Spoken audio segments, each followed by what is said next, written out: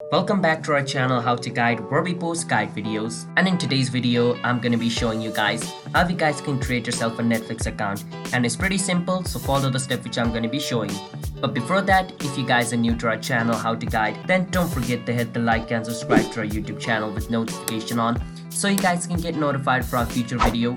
Now let's move on with today's video on how to sign up into Netflix. First step is you want to search for Netflix. Create account on your browser. Once you do that, you need to click on where it says choose your plan Netflix, and it's going to take you to the page where you guys can create yourself a Netflix account. Over here, click on next and choose which type of plan you want, and click on next and click on next again, and it's going to ask you to create yourself an account. So I'm going to enter my email over here real quick.